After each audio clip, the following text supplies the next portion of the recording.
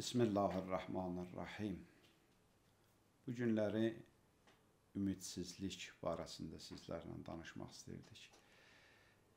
İnsanı həm dünya işlərində və həm də axirət işlərindən, ibadətdən saxlayan böyük bəlalardan biri də ümidsizlikdir. Adətən ümidsizlik insanı depressiyaya salır, insanın bütün enerjisini əlindən alır. Dinimiz bu məsələyə yanaşmasında insanları daha çox ümidli olmağa, Allaha sığınmağa, Allaha təvəkkül etməyə dəvət edir. Ümidsizliyin barəsində Quran-ı Kərimdə çoxlu ayələrimiz var, çoxlu hədislər var Peyğəmbər və məsum imamlarımızdan. Allah Müteal bütün bəndələrinə xitabən buyurur ki, "Və la tə'yasu min rəhmətillah." Heç vaxt Allahın rəhmətindən məyus olmayın.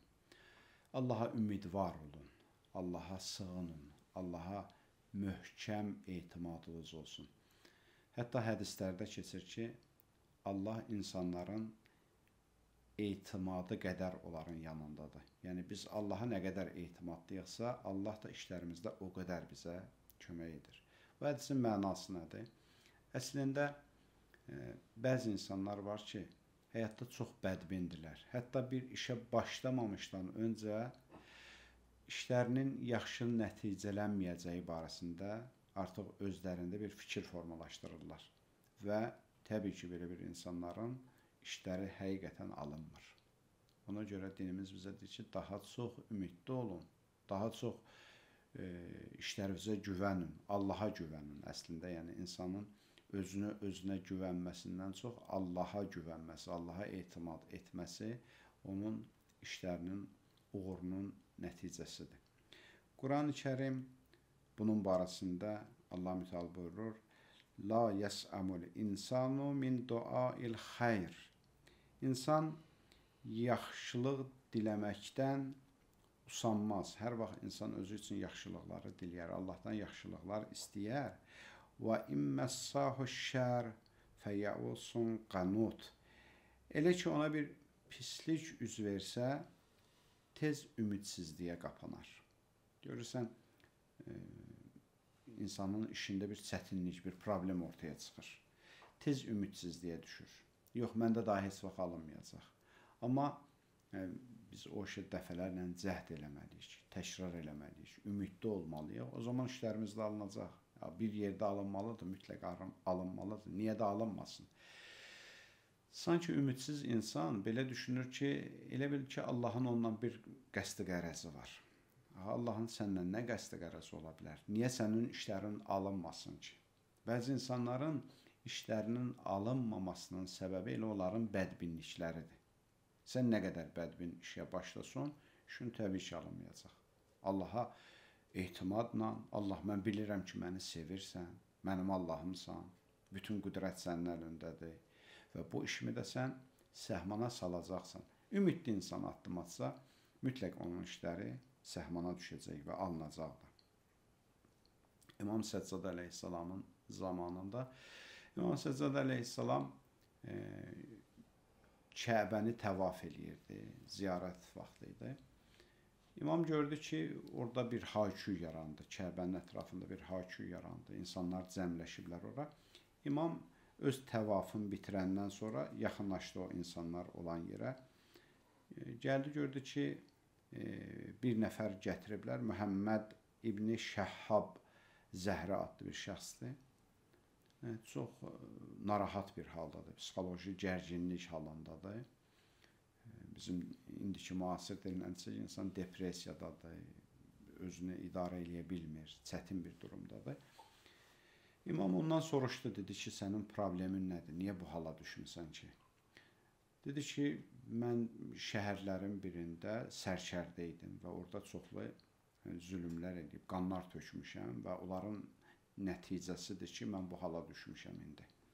Təbii ki, insanın etdiyi zülümlər onun ruhi halında mütləq təsir göstərəcək. Günahlarımız bizim ruhi halımızda mütləq təsir göstərəcək. İmam həmin şəxsə dedi ki, mən sənin o etdiyin günahlardan çox, sənin indiki Allahdan ümidsiz halından daha çox qorxuram. O etdiyin günahlar təhlükəlidir, qorxuludur. Amma Allahdan ümidsiz olmağın ondan daha təhlükəlidir. Allahdan ümidsiz olmaq olmaz. Deyir, həmin şəxs ondan sonra bir az özünə gəldi və istiğfar elədi və başa düşdü ki, Allaha etimad eləmək lazımdır. Nə qədər ki, insanın yanlışları, səhvləri olubsa, yenə də Allah hər birimiz üçün qayıdış yolu qoyub. Dedi ki, ağa, bəs mən necə edeyim, bəs o insanların ki, haqqına girmişəm, onlara zülm eləmişəm, bəzən insan öldürmüşəm. İmam buyurdu ki, get onların ailələrinə diyəsini ödə. İslam şəriətində belə bir haqq var ki, insana əgər öldürmüsənsə, onun ailəsinə onun diyəsini, bir məbləğ ödəməlisən. Həmin şəxs ki, mən onlara təklif eləmişəm, amma məndən qəbul etmirlər. Dedi, onlar evlərində olmayan zaman apar onların bacalarından o diyəni at evlərinə. Və bundan sonra da Allaha istiğfar elə, tövbə elə, Allahdan bağışlanmaq dilə. Bəlkə ümid var ki, Allah səni bağışlayar. İmam demədi, ya mütləq bağışlayacaq. Amma hər halda ümid var. Yəni, hər birimiz üçün İmam o yolu bizə göstərir ki, bir ümid var. İnsan heç vaxt ümidsiz olmamalıdır. Allaha etimadı olmalıdır. İstər dünya işlərində, istər də elə axirət işlərində. Bəzi insanlar var, məsələn, danışarkən görürsən ki, deyir, yox, mən bilirəm ki, mən cəhənnəm əhliyəm. Bu çox təhlükəli bir sözdür. Niyə bilirsən ki, sən cəhənnəm əhlisən? Bəli, insan daim Allah qarşısında özünü günahkar bilməsi yaxşı bir haldır. İnsan daim özünü qınasın, özünü günahkar bilsin Allahın müqabilində. Amma yox, mən cəhənnəm əhliyəm demək özü bir təhlükəli bir haldır. Rəvayətlərdə var. Bir şəxsi öləndən sonra deyir, hesab kitabda apardılar cəhənnəm ateşinə. Təbii ki, bu bərzəx cəhənnəmidir də, elə o əbədi cənnət və cəhənnəmə hələ heç kəs getməyib. Bu vaxta qədər dünyasını dəyişən insanlar müvəqqəti cənnət bərzəxində və yaxud cəhənnəm bərzəxindədirlər. Həmin şəxsi deyir, aparmışlar cəhənnəm bərzəxinə. Orada adam durmadan zikr eləyirdi. Ya Hənnan, ya Mənnan zikrini eləyirdi. Mənası ey şəfqətli, ey rəhimli deməkdir. Allah mələklərə əmr elədi ki, həmin şəxsi gətirin, qaytarın mənim yanıma. Gələndən sonra ondan xəbər aldı. Dedi, axı sən cəhənnəm ateşindəsən, amma elə də məni zikr eləyirsən, məni vəsf eləyirsən. Dedi ki, Allah, çünki mən dünyada sənin mərhəmət və çox ümidvar idim. Allah mələklərinə əmr eləyir ki, aparın onu yenidən cəhənnəmə. Onun əməllərinin mükafatı cəhənnəmdir. Bir şəxs gedə-gedə arxaya çönüb baxırdı və yenə də bu zikr eləyirdi. Allahdan nida gəldi ki, nəyə baxırsan? Dedi ki, Allah, axı ümidim sənə çox böyükdür. Dünyada mən sənə çox böyük ümidlərlə sığınmışdım. Sənin rəhmət və məğfirət və şəfqəti və Allahdan nida gəldi ki, onu qaytarım. Bu qədər mənə etimad olan bir bəndəni mən yandıra bilmərəm. Mən cəhənnəm ata bilmərəm. Bu hədislərdən çıxarış budur ki, Allaha tək ümidvar olmaqla biz istənilən günah etməyək. Bağışlanmayan günah edə bilərik biz. Lakin günahlarımız varkən də Allahdan ümidsiz olmayaq. Niyə özümüz üçün elə indidən mən cəhənnəmliyəm deyə bir ad qoyaq? Allahın rəhməti var, Allahın məğfirəti var. Və yaxud öz işlərimizdə niyə indidən biz ümidsiz olaq? Həzrət İbrahim Peyğəmbər bir şəxslə rastlaşdı səhrada. Dedi, gəl bir yerdə dua eləyək Allaha. Dedi ki, Həzrət İbrahimi tanımırdı həmin şəxs. Dedi ki, mən ya şeyx, baxdı, gördü, qoca kişidir. Ərəblərdə qoca insana şeyx deyə müraciət eləyərlər. Dedi, ya şeyx, mən 3 ildə Allaha dua etmirəm. Tərk etmişəm Allaha dua etməyi. Dedi, bəs səbəbi nədir? Dedi, çünki Allahdan uzun illər bir dua istədim, bir hacətim var idi. Allah mənim hacətimi vermədi. Ona görə də mən Allahdan bir şey istəmirəm. Dedi, hacətin nə idi? Dedi, bir gün səhrada heyvanlarımı otaranda gördüm bir gənc, bir cavan, o da qoyunlarını otarır. Yaxınlaşdım, salam verdim, soruşdum ki, kimsən? Dedi ki, mən Xəlilullahın oğluyam. İbrahimin oğluyam, İbrahim əleyhissalam. Mən təəccüb elədim ki, məyər Allahın Xəlilullah, yəni Allah dostu. Yəni Allahın yer üzündə dostu var və uzun illər dua elədim ki, Allah o dostunla məni görüşdür. Mənə nəsib elə onun ziyarətinə gedim. Allah mənim duamı qəbul eləmədi. Ona görə mən daha Allahdan bir şey istəmirəm. Həzrət İbrahim əleyhissalam təbəssüm elədi. Dedi ki, o dediyin cavan İsmail mənim oğlumdur, mən də Həzrət İbrahiməm, Xəlilullah mənim. Allah sənin duavı qəbul edib, Xəlilullahı sənin yanına göndərib. Mən sənin ziyarət və gəlmişəm. Allahdan ümidsiz olma.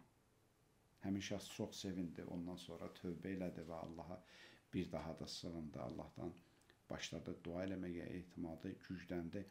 Məsələ burasındadır ki, bəzi hallarda mümkündür bizim dualarımızı gec versinlər. Fərqli səbəbləri var. Bir səbəbi də budur ki, Həzrət İmam Səccad əleyhissalamdan da hədis buyurur ki, bəzən Allah sevdiyi insanların səsini eşitməyi istəyir və buna görə də onların duasını gecikdirir.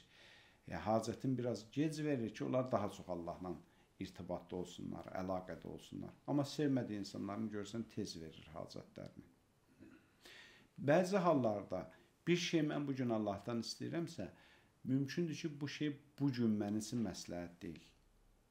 Məsələn, mən bir ev istəyirəm Allahdan, bugün mənim üçün məsləhət deyil. Mümkündür, bir aydan sonra onu mən nəsib eləyəcək.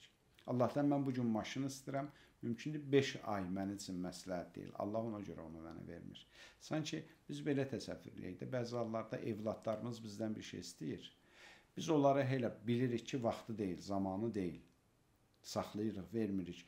Bu bizim evladlarımıza qarşı bir qərəzimizdən dolayı deyil ki, əksinə evladlarımızı sevdiyimizə görə onu məsləhət bilmirik, bugün vermirik. Allah da biz evladlarımızı çox istədiyindən daha çox istəyir, qat-qat çox istəyir. Ona görə də bəzi hallarda bəzi şeyləri yubadır, gecikdirir ki, bizim öz hacətlərimizi alacağımız bir zaman var, bir məkan var, bir vaxt var. Ona görə heç vaxt işi başlamamışdan öncə ümidsiz olmayaq. Bəzi insanlar var, insan çox narahat olur belə insanlara, xüsusən inanclı insanların içində bu cür insanlar görəndə adam çox təəccüb edir. Nə qədər bədbindir, nə qədər asidir, nə qədər ümidsizdir. Axı, bir nəfər Allahı dərk edibsə, o necə ümidsiz ola bilər? Bir nəfər doğrudan Allahı dərk edibsə, o necə depressiya düşə bilər?